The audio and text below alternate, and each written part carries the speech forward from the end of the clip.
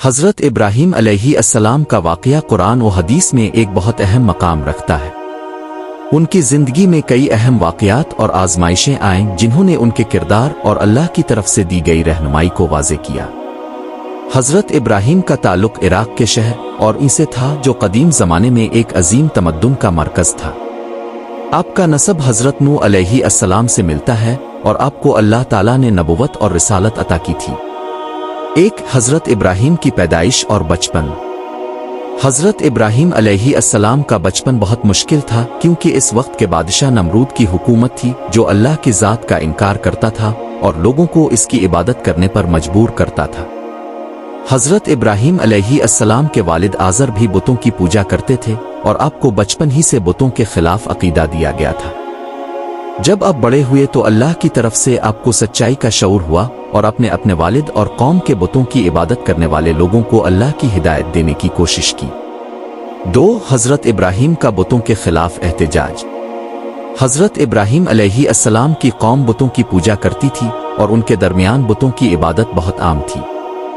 حضرت ابراہیم نے اس بے وقوفانہ عمل کو دیکھتے ہوئے اپنے قوم والوں کو دعوت دی کہ وہ اللہ کی عبادت کریں جو ہر شے کا خالق ہے۔ اپنے لوگوں کو بتوں کی حقیقت بتائی اور کہا کہ یہ مخلوق ہیں جو نہ تو کسی کو نفع دے سکتے ہیں اور نہ نقصان پہنچا سکتے ہیں۔ اپنے لوگوں سے کہا کہ یہ بت تمہاری زندگی میں کوئی اہمیت نہیں رکھتے اور ان کے سامنے سچائی رکھی کہ اللہ کے سوا کوئی عبادت کے لائق نہیں۔ 3 حضرت ابراہیم اور نمرود کا مقابلہ۔ حضرت ابراہیم کی دعوت نے نمرود کو بہت پریشان کیا کیونکہ وہ خود کو خدا سمجھتا تھا اور اپنے اقتدار کو چیلنج کرنے والی کسی بھی بات کو برداشت نہیں کرتا تھا۔ نمرود نے حضرت ابراہیم کو گرفتار کر کے آگ میں پھینکنے کا حکم دیا۔ حضرت ابراہیم علیہ السلام نے اللہ پر بھروسہ کیا اور اللہ نے اس آگ کو حضرت ابراہیم کے لیے ٹھنڈی اور بے نقصان بنا دیا۔ اس واقعہ سے نمرود اور اس کے درباریوں کو حیرانی ہوئی لیکن اس کے باوجود نمرود نے ایمان نہ لایا اور حضرت ابراہیم کی مخالفت جاری رکھی۔ حضرت ابراہیم کا سفر اور اللہ کا حکم۔ حضرت ابراہیم علیہ السلام کے ساتھ اللہ کی طرف سے بار بار آزمائشیں آئیں اور اللہ نے انہیں مختلف مقاموں پر اپنی رہنمائی فراہم کی۔ حضرت ابراہیم کو ایک بار اللہ کی طرف سے حکم ملا کہ وہ اپنی قوم کے لوگوں کو چھوڑ کر ہجرت کریں اور اپنے اللہ کے حکم کو تسلیم کیا۔ حضرت ابراہیم نے اپنے خاندان کو لے کر مختلف مقامات کی طرف سفر کیا اور اللہ کے راستے پر چلنے کی کوشش کی۔ 5 حضرت ابراہیم کی دعا اور اللہ کا وعدہ۔ حضرت ابراہیم علیہ السلام نے اپنی قوم کے لوگوں کی ہدایت کے لیے اللہ سے دعا کی کہ وہ ان لوگوں کو ہدایت دے۔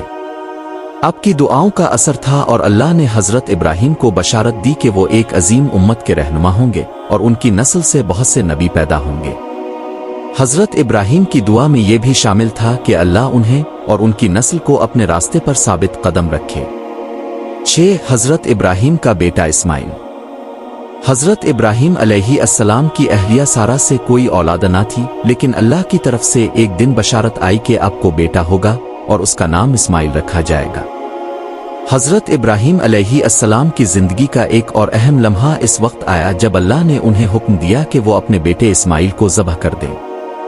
حضرت ابراہیم نے اللہ کے حکم کو تسلیم کیا اور اس کی پیروی کرنے کا ارادہ کیا، لیکن جب آپ اسماعیل کو قربانی کے لیے تیار کر رہے تھے اللہ نے ایک بھیڑ کو بھیج کر اس کی جگہ قربانی کے لیے پیش کر دیا۔ اس واقعے سے اللہ کی رضا کے سامنے انسان کی مکمل تسلیمیت اور ایمان کا مظاہرہ ہوا۔ 7 حضرت ابراہیم اور خانہ کعبہ کی تعمیر۔